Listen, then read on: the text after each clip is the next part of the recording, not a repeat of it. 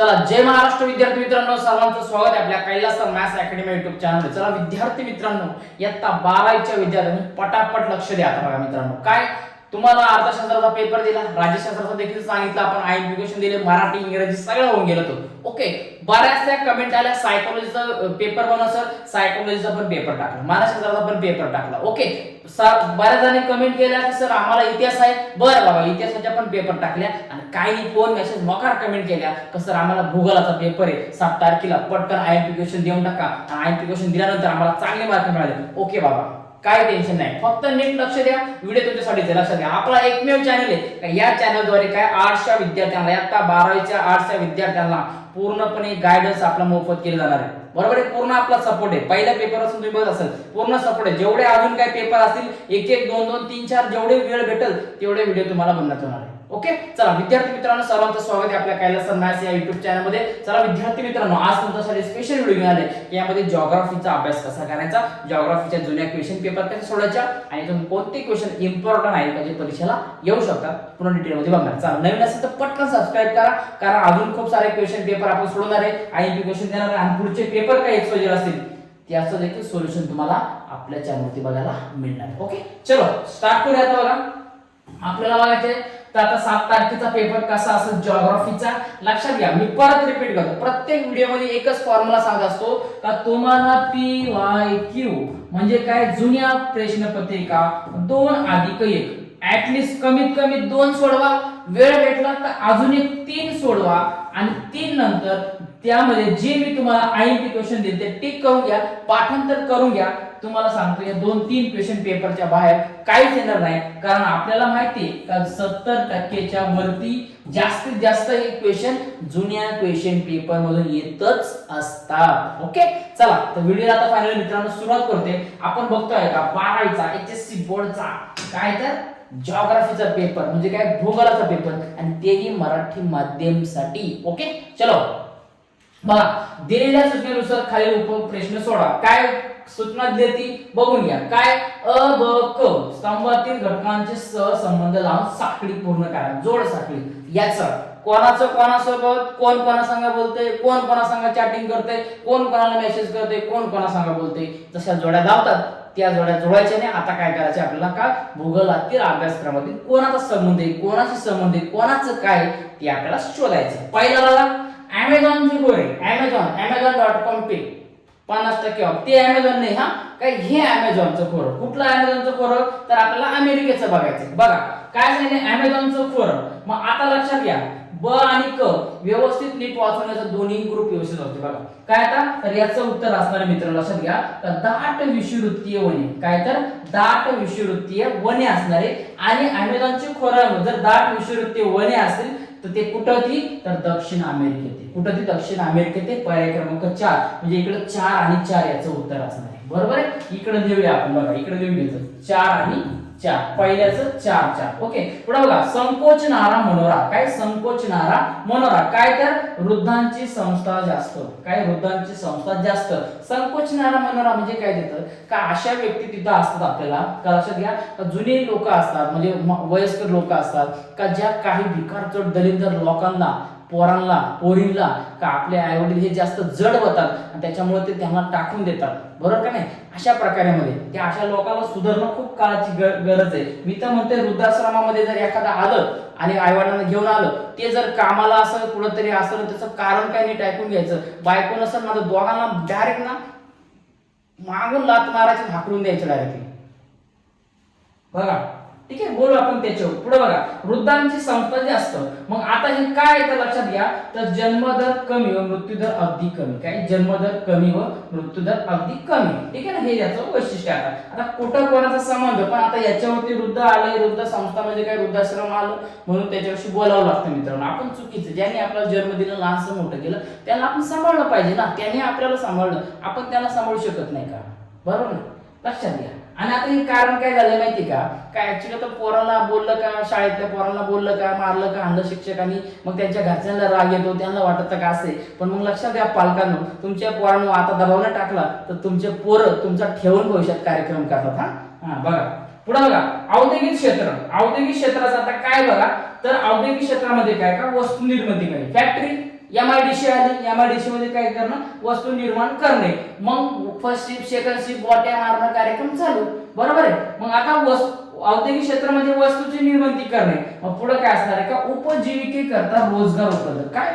कारण दररोजचं पोट भागण्यासाठी किंवा आपली नोकरी म्हणून कुठेतरी आपलं थोडंसं आपलं घरदार चालवण्यासाठी आजूबाजूच्या लोकांना काय मिळतं, जॉब मिळतो. पण आता उलट आहे, आमच्याकडे उलट आहे, बाहेरचे लोक जास्त आणि आपली लोक कमी असं होऊन गेले. आपल्या लोकांना जॉब नाही, बाहेरचे लोक येऊन 12-12 तास करते, 8 तास करते, सुपरवायझर मॅनेजर झाले आणि आमचे हाय तिथंच काहीच नाही, आमच्या पोरांना कोणी घेत नाही, असं तर लय होऊन गेले, सगळीकडे तेच चालेल. पुढे बघा, पंपाज गवताळ प्रदेश, काय पंपाज गवताळ प्रदेश 4 नंबरचा, ओके ना. मग आता बघा, पंपाज गवताळ प्रदेश म्हणजे काय लक्षात घ्या, तर हा असणार व्यापारी पशुपालन, काय व्यापारी पशुपालन. एखाद्या कार्यक्रमाला, हळदीचा कार्यक्रमाला 10 बकरी पाहिजे, 10, 15, 20 बकरी पाहिजे ऑर्डर, लगेच व्यापारी, समजलं का. पुढे बघा, आणि काही तर भरोसा नाही आता काहीच. पुढे बघा, मग काय व्यापारी पशुपालन. मग आता हे काय तर लगा असेल, कमी लोकसंख्येची घनता, काय आहे, कमी लोकसंख्येची घनता. पुढे बघा, खाजगी, बघा काय खाजगी. आता खाजगी म्हणजे काय असतं, वैयक्तिक, स्वतःच माझं प्रायव्हेटली, बरोबर ना, हे वैयक्तिक असतात. आणि जसं की टाटा लोक ओळख उद्योग असतात, ओके, हे वैयक्तिक झालं, ठीक आहे ना. तर व्यवस्थित जोड्या जोडून घ्यायचा, वाटत इकडे असं साईडला लिहून घ्या आणि लक्षात घ्या, स्क्रीनशॉट काढून घ्या, व्हिडिओ पाहून घ्या, नीट व्यवस्थित समजून घ्या आणि याची उत्तर जर कुठं थोडक्यात मिस्टेक झाली तर मला इथं कमेंट करा. कारण लक्षात घ्या, आपण काय जिओग्राफी शिकवत नाही शाळेमध्ये, ना एवढ्या वर्षी शिकवलाय, फक्त आर्ट्सच्या विद्यार्थ्यांना खूप सपोर्ट करताय मला, आणि मलाही वाटतं की आर्ट्सचे विद्यार्थी पुढे आले पाहिजे. जसं की आर्ट्स, कॉमर्स असेल, सायन्स असेल, या प्रत्येकाच्या विद्यार्थ्यांच्या बरोबरच आर्ट्सचे विद्यार्थी आले पाहिजे. त्यांनाही गायडन्स कोणीच करणार नाही, म्हणून आपल्या युट्यूब चॅनलवरती तुम्हाला गायडन्स केलं जातं, ओके ना. मला लक्षात थोडीफार मिस्टेक तर समजून घ्या, कारण आपण पायथागोरस शिकवतो, थोडीफार मिस्टेक झाली तर समजून घ्या आन्सर, ओके. चलो पुढे बघा, पुढे विधाने दिलेल्या सूचनेनुसार पूर्ण करा. मागचं झालं का, ओके झालं, ठीक आहे. चलो बघा, आता सूचनेनुसार पूर्ण करायचं. बघा काय दिलं याच्यामध्ये, आता बघा, तर अमेरिकेच्या संयुक्त संस्थानातील ॲपेलेशियन पर्वतीय प्रदेशात लोकवस्ती दाट आढळते. कारण लक्षात घ्या, विषम नैसर्गिक परिस्थितीमुळे का, दुर्गम पर्वतीय प्रदेशमुळे का, लोह दगडी कोळशाच्या खनिजाचा विकास का, आणि युद्धजन्य परिस्थिती म्हणून का. तर याचं योग्य उत्तर असणार पर्याय क्रमांक क, लोह दगडी कोळशाच्या खनिजांचा विकासामुळे काय, का अमेरिकेच्या संयुक्त संस्थानातील ॲपेलेशियन पर्वतीय प्रदेशामध्ये लोकवस्ती दाट आढळते. मासेमारी क्षेत्रासाठी सर्वोत्तम स्थिती बघा, आता काय खूप सारे ऑप्शन दिले आहेत बरोबर. दंतूर किनारे, उथळ समुद्र, उष्ण हवामान, उथळ समुद्र, उष्ण थंड सागरी परवाना संगम, बरोबर आहे. भूखंड मंच, प्लवंकांची वाढ, मासेमारी, उत्तम भूखंड मंच, दंतूर किनारे अशा प्रकारे दिलेले. आता याचं योग्य उत्तर काय मित्रांनो, का उथळ समुद्र, उष्ण थंड सागरी प्रवाहांचा संगम आणि प्लवकांची वाढ, थंड हवामान, हे त्याचं योग्य उत्तर आहे. पुढे बघा, संयुक्त संस्थानांचे औद्योगिक क्षेत्र देशाच्या ईशान्य भागात स्थापन झाले आहे. कारण तेथे लोकवस्ती दाट आहे का, तेथे मोठ्या प्रमाणात भांडवल उपलब्ध होऊ शकते का, तिथे कोळसा व लोह खनिजासारख्या खनिजांचा समृद्ध साठा उपलब्ध आहे, बरोबर आहे. पर्याय क्रमांक क हे त्याचं काय असणार आहे, योग्य आन्सर असणार आहे, ओके. चलो नेक्स्ट बघा, पुढे बघा, उत्तर भारतीय मैदानी प्रदेशात अनेक उपप्रदेश आहेत, त्यापैकी उत्तर भारतीमध्ये आता नाईल नदी भारतात आहे का, नाही ना, नाईल नदी नाही आपल्यामध्ये. मिसिसिपी हे काय मिसिसिपीचे खोरे आहेत का, नाही. अमेझॉनचं खोरं आहे का, अमेझॉन आमच्याकडे फक्त काय माहिती का, इकडं पडगा असेल, भिवंडी साईड असेल, इकडं काय माहिती का, यांचं फक्त बॉम्ब 4, बॉम्ब 5, बॉम्ब 6, बॉम्ब 7 असे फक्त त्यांचे काम गोडाऊन आहे फक्त. तिकडे आमचे पोरं फर्स्ट शिफ्ट सेकंड शिफ्ट नाही जात, बाकी अमेझॉन आमच्याकडे काही नाही, बरोबर आहे. मग आता काय तर आपलं असणार गंगा यमुनेचे मैदान हे आपल्या उत्तर भारतामध्ये. प्रदेशाच्या विकासावर प्रभाव पडणारा प्रमुख नैसर्गिक घटक काय असतो, तर तो असतो साधन संपत्ती. काय एखादा भाग असेल का त्याच्या विकासावरती काय घडते, म्हणजे त्या भागामध्ये काय उपलब्ध आहे, त्या भागामध्ये काय अवेलेबल आहे, त्याचा कसा उपयोग लोक करतील, कशा प्रकारे फॅक्टरी असेल किंवा आजूबाजूच्या लोक त्याचा कसा उपयोग करू शकतात. समजा एखादा भाग आहे तिथं बागायती शेती होती, मग बागायती शेतीला काय लागणार आहे, चांगली जमीन लागणार आहे, आणि महत्त्वाची गोष्ट काय, पाणी लागणार आहे. मग जर पाणी उपलब्ध असेल, चांगली जमीन असेल, तर बागायती शेती होऊ शकते. म्हणजे काय तिथे असलेली जी साधन संपत्ती, असलेले जे घटक आहे त्याच्यावरती त्या भागाचा विकास ठरतो. म्हणजेच काय होतं मित्रांनो, का प्रदेशाच्या विकासावर प्रभाव पडणारा प्रमुख नैसर्गिक घटक काय असतो, तर तिथे असलेली साधन संपत्ती, ओके.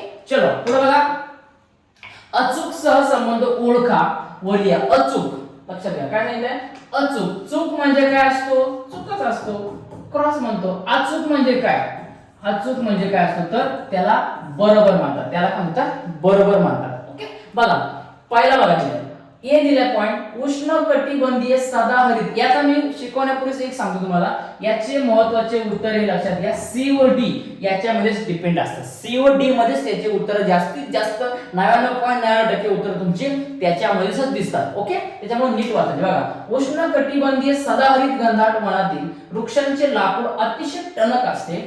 ए पॉइंट. दुसरं बघा दिलंय उष्णकटिबंधीय प्रदेशात व्यापारी तत्वावर लाकूड तोड व्यवसाय विकसित होऊ शकत नाही असं दिले. मग आपल्याला सांगितलं केवळ ए बरोबर आहे का किंवा केवळ आर बरोबर आहे का.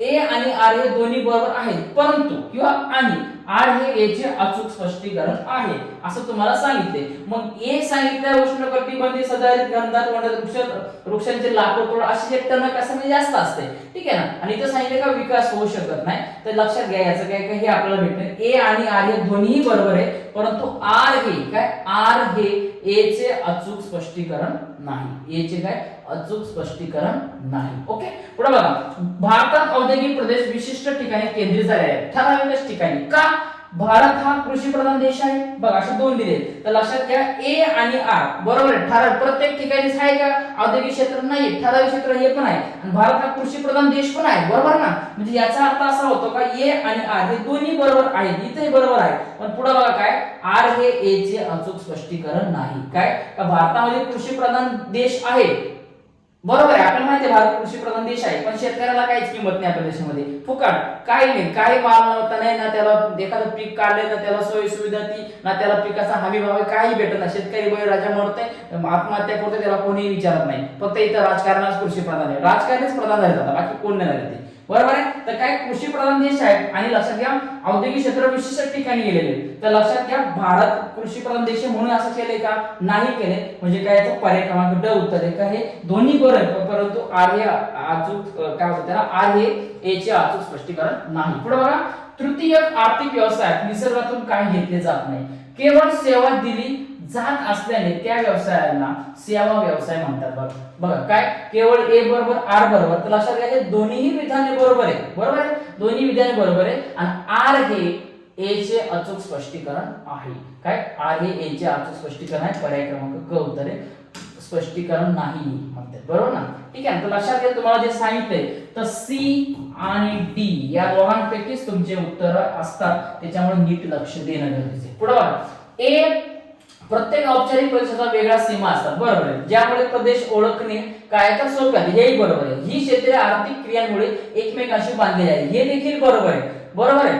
पण आता याच्यामध्ये काय सांगता येईल आपल्याला का आर हे बद्दल बोलत नाही व्यवस्थित, म्हणजे काय स्पष्टपणे सांगत नाही. म्हणजे काय येणार आहे का हे आर हे अचूक स्पष्टीकरण नाही. बरोबर दोन्ही बरोबर पण आर हे ए चे अचूक स्पष्टीकरण नाही. पुढे बघा ए प्राकृतिक किंवा मानवी घटक स्थिर नसून ते अतिशय गतिशील आहेत, काळानुसार ते बदलतात. पृथ्वीवर सदैव परिवर्तन होत असल्याने तिच्या प्राकृतिक व सांस्कृतिक पर्यावरणावरती विविधता आढळते. बरोबर ना. काय का हे दोन्ही विधान बरोबर आहे. आणि आर ए आणि आर काय करतोय का आर हे ए चा एकदम ऍक्युरेटली माहिती सांगते. म्हणजे काय असणार पर्याय क्रमांक क त्याचं योग्य उत्तर असणार. ओके चलो नेक्स्ट बघा मित्रांनो चुकीचा घटक ओळखा. व्हिडिओ जर आवडत असेल आपलं स्पष्टीकरण आवडत असेल छानशी कमेंट करा. पोरांनी जर जेवढे व्हिडिओ बघतात ना त्याच्यापैकी सगळ्यांनी चांगल्या कमेंट केल्या ना तर मी 100% सांगतो तुम्हाला फायदा होईल. अजूनही व्हिडिओ बनवा. लक्षात घ्या काय म्हणते का सर 2024 क्वेश्चन पेपर 25 ते तुम्ही कुठून आणली तर लक्षात घ्या बाबांनो व्हिडिओच्या सुरुवातीला सांगितले जुन्या क्वेश्चन पेपर मधूनच प्रश्न येत असतात.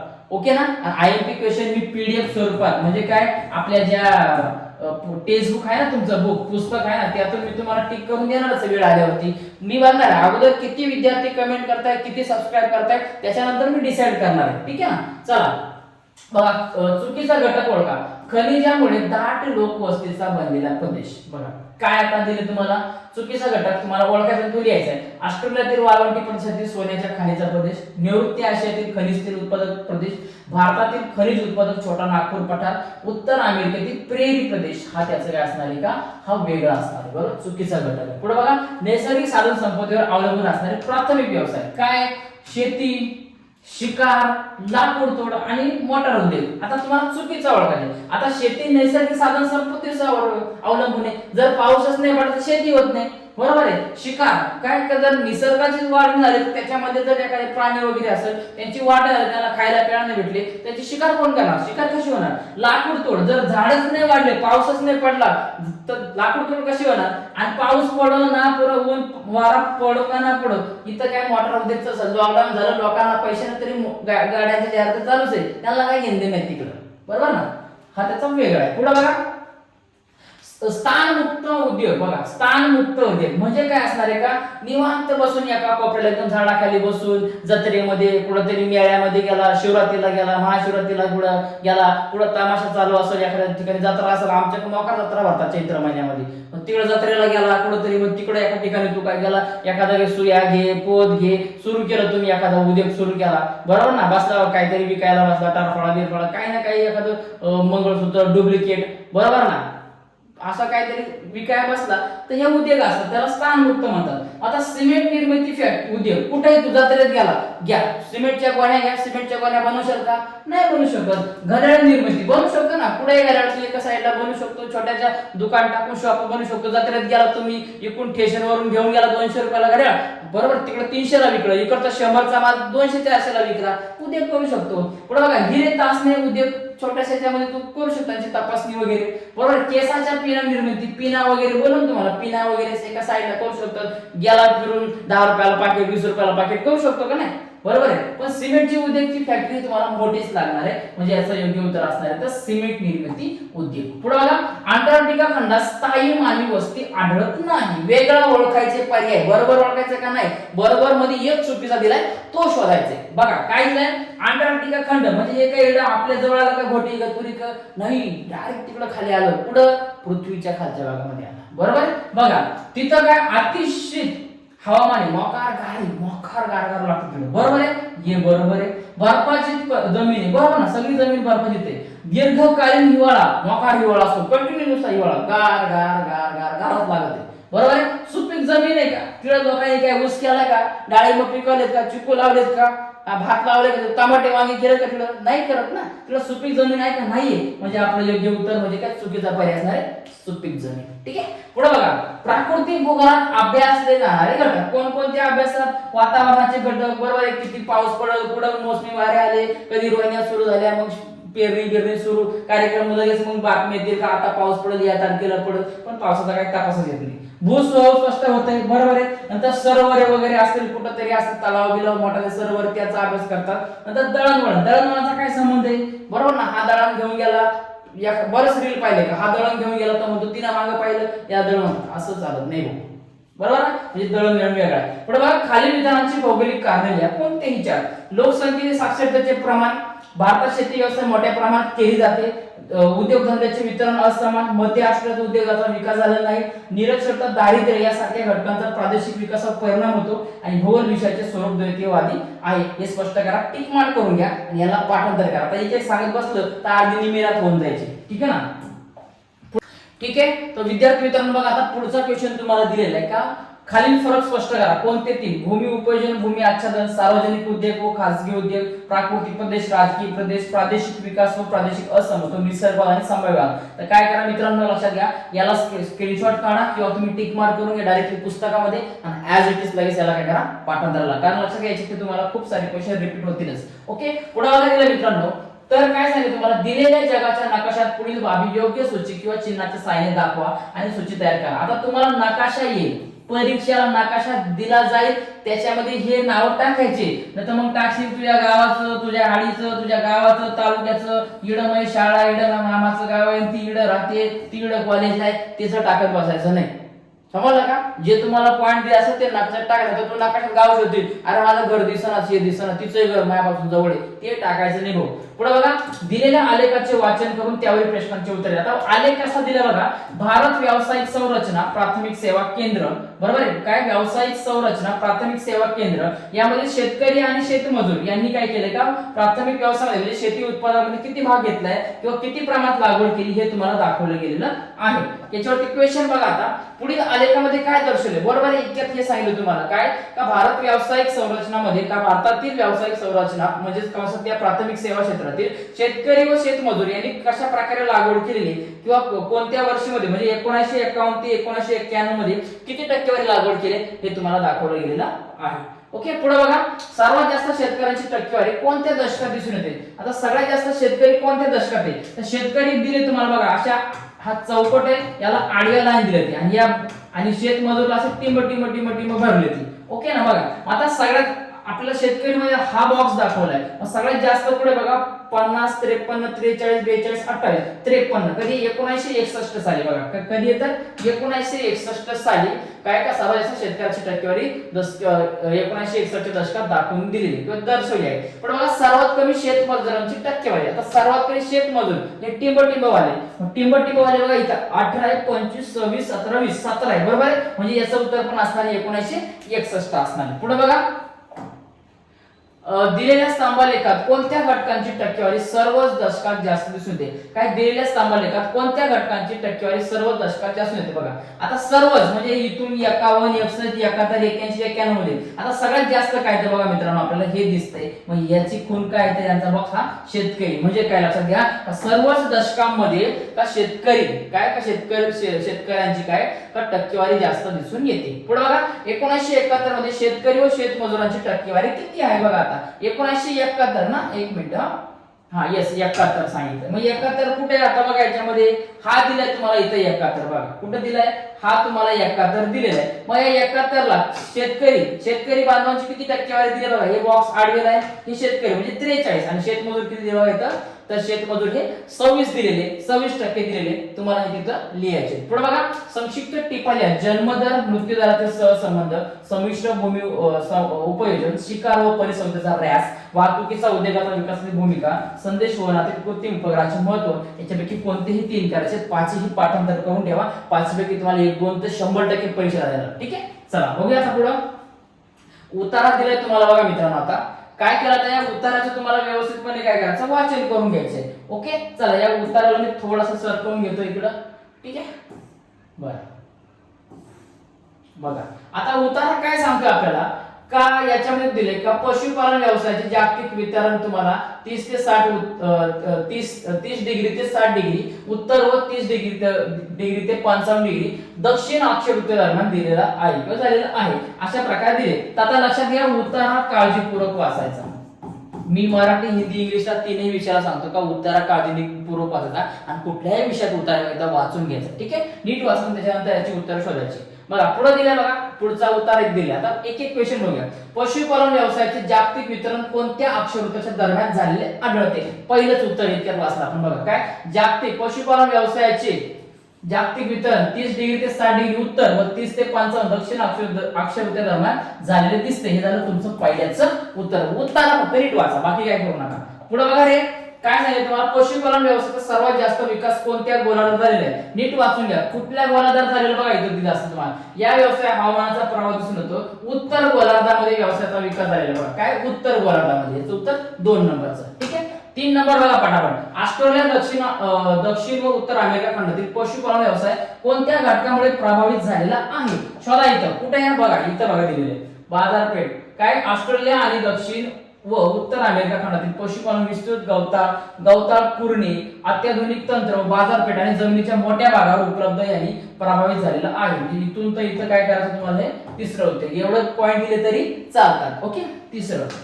चौथा बघा आता जगातील पशुपालन व्यवसायाचे यांत्रिकीकरण झालेले खंड कोणते. यांत्रिकीकरण म्हणजे असं काहीतरी उपकीकरण वगैरे काहीतरी म्हणतो आपण यांत्रिकीकरण. बघा इथं दिले दक्षिण अमेरिका व उत्तर अमेरिकेतील पशुपालन उच्च तंत्रज्ञानावर आधारित असून तेथे व्यवसायाचे यांत्रिकीकरण झाले. कुठं दक्षिण अमेरिका व उत्तर अमेरिकेमध्ये. आता लहानपणासारखा हे दिलेले उतारा दिलाय 5, 6, 7, 8 उतारा दिलाय बरोबर ना. याचे उत्तर तुम्हाला नीट सांगायचं. सगळ्यात पहिले काम करायचा उतारा नीट वाचन करून घ्यायचा.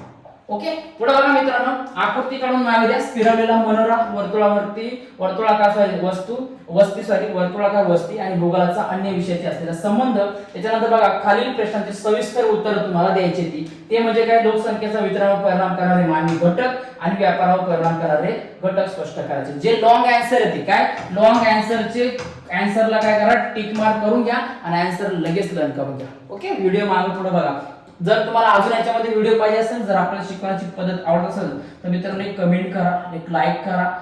कमेंट करा. चला तुम्हाला जे होईल शक्य करा, कमेंट करा, सबस्क्राईब करा, लाईक करा, जे वाटेल ते करा. पण तुमच्या कमेंट माझ्यापर्यंत जर पोहोचल्या, कमेंट जर माझ्याजवळ पोहोचल्या तर मी अजून एक व्हिडिओ बनवतो. ठीक आहे, अजून एक व्हिडिओ म्हणजे अजून एक क्वेश्चन पेपर जुनी घेऊन येईल PYQ, आणि त्याच्यानंतर पुस्तक डायरेक्ट PDF मधून तुम्हाला टिक मार्क करून देईल. आणि तुम्हाला माहिती असेल जे ते परीक्षेला येत असेल. ओके, काळजी घ्या, चांगला अभ्यास करा. लक्षात घ्या आपला चॅनल आर्ट्सच्या विद्यार्थ्यांना पूर्णपणे सोबत आहे.